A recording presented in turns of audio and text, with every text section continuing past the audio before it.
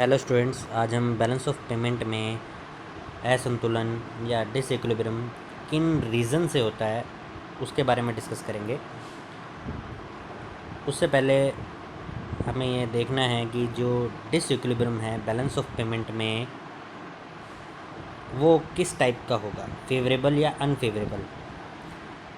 Basically हमारी country एक developing country है। डेवलपिंग कंट्री में जो डिसइक्विलिब्रियम है वो बैलेंस ऑफ पेमेंट अनफेवरेबल रहेगा तो होता है।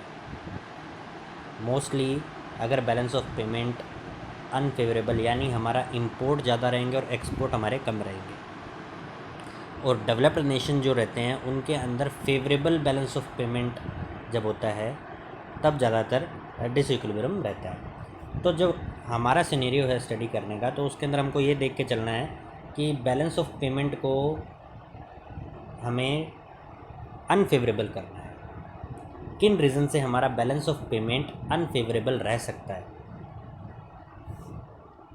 तो उसमें हमारा पहला पॉइंट है हाई ग्रोथ इन इंपोर्ट्स, यानी इंपोर्ट्स की ग्रोथ रेट काफ़ी ज़्यादा है। वो किस रीज़न से होती है। सबसे पहले हम देखेंगे, हम डेवलपिंग नेशन है हमारा, हमारी पॉपुलेशन ग्रोथ रेट ज़्यादा है।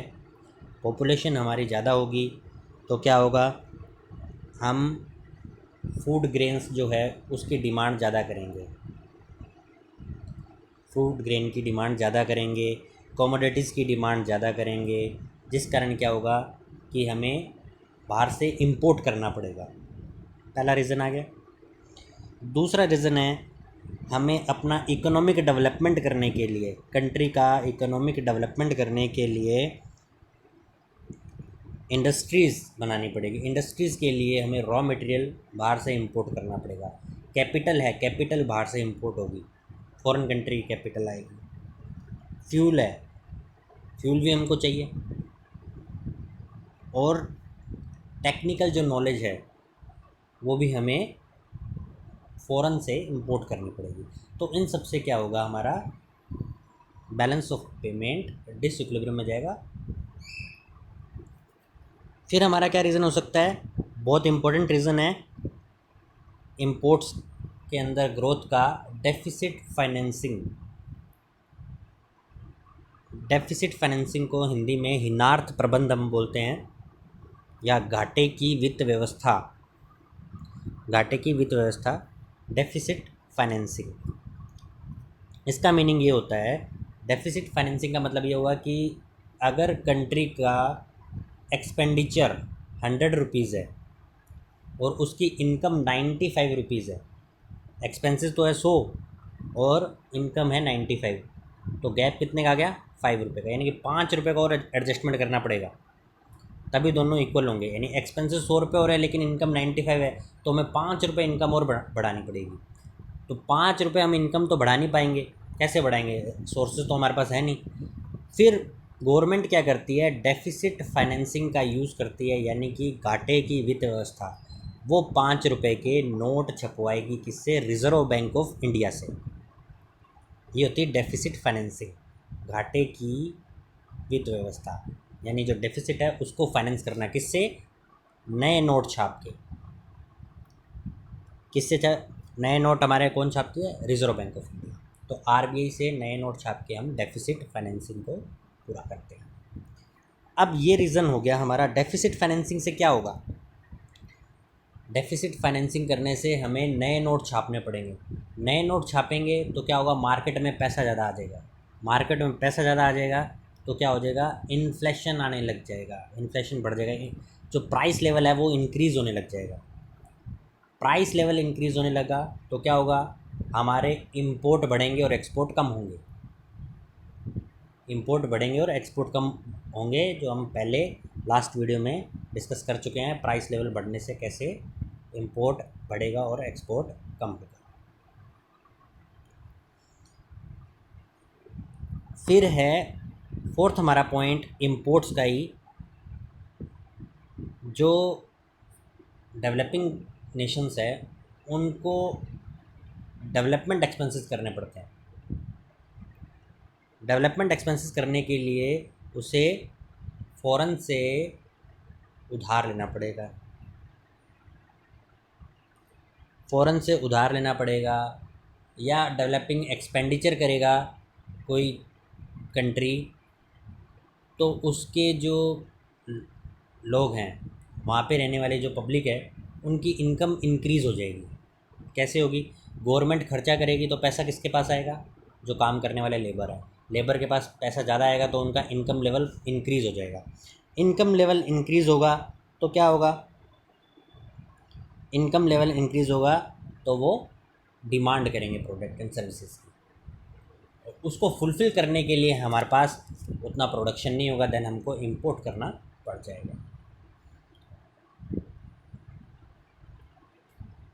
तो ये हमारे रीज़न हैं हाई ग्रोथ इन इंपोर्ट्स के। Slow growth in export, slow growth in export का मतलब कि एक्सपोर्ट के जो रेट है हमारी उसकी ग्रो करने की, वो काफ़ी धीमे है। रीज़न उसका क्या है कि जो इंडिया के जो प्रोडक्ट है या डेवलपिंग कंट्रीज़ के मोस्टली जो प्रोडक्ट है, मिनरल और एग्रीकल्चर, उनकी जो डिमांड है वो फॉरेन कंट्री में इन इलास्टिक है। डिमांड क्या है? इन इलास्टिक है। डिमांड इन इलास्टिक होने से क्या होगा? अगर गुड्स एंड सर्विसेज के प्राइस बढ़ेंगे तो भी उसका फॉरेन कंट्री पे कोई इम्पैक्ट नहीं पड़ेगा उसकी डिमांड पे, वो सेम टू सेम रहेगी। यानी अगर डिमांड इन इलास्टिक है तो फॉरेन जो कंट्री है उनके अंदर अगर प्राइसेस इंक्रीज़ होते हैं तो भी कोई उनकी डिमांड में चेंजेस नहीं होंगे। ये रीज़न हो गया जिसके कारण क्या है कि एक्सपोर्ट बढ़ेंगे नहीं हमारे। दूसरा, एक्सपोर्ट क्यों नहीं बढ़ेंगे? जैसे अपने ने ऊपर पढ़ा है ह्यूज डेवलपमेंट एक्सपेंसेस हैं, वो हमें करने पड़ते हैं। ह्यूज डेवलपमेंट एक्सपेंडिचर करने के लिए हमें क्या है, रॉ मटेरियल लेना पड़ेगा और क्रूड ऑयल लेना पड़ेगा, काफ़ी सारे जो कमोडिटीज़ हैं या मशीनरीज होगी, रॉ मटेरियल हो गया, ये सारा हमको इंपोर्ट करना पड़ेगा। जिससे क्या हो जाएगा, हमारा एक्सपोर्ट कम होने लगेगा और इंपोर्ट बढ़ने लगेगा। इंपोर्ट, एक तो हमने अपने इकोनॉमिक डेवलपमेंट के लिए बाहर से रॉ मटेरियल मंगा लिया, फिर बाद में कोई इंडस्ट्रीज़ हम बना रहे हैं या कोई हम कह सकते हैं कोई ब्रिज बना रहे हैं, कोई हाईवे बना रहे हैं, तो उसमें क्या होगा, एक्सपेंसेस होंगे। एक्सपेंसेस होंगे तो पब्लिक के पास पैसा आएगा, जैसे हमने ऊपर स्टडी किया है, पैसा आएगा तो इनकम बढ़ेगी, इनकम इंक्रीज़ होगी तो डिमांड एंड सर्विसेज बढ़ेंगी, देन वो और प्रोडक्ट एंड सर्विसेज की डिमांड करेंगे। इस कारण क्या हो रहा है, हमारा एक्सपोर्ट वो इंक्रीज़ नहीं होगा।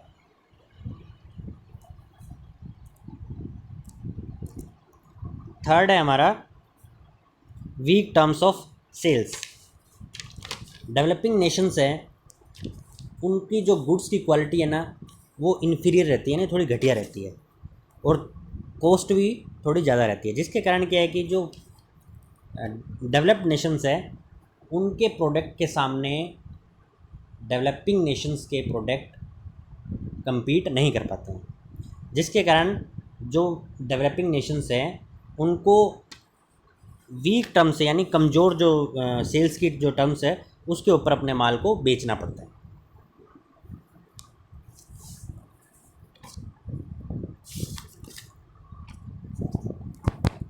तो इस वीडियो में ये 3 टॉपिक हैं, नेक्स्ट हम दूसरी वीडियो में डिस्कस करेंगे।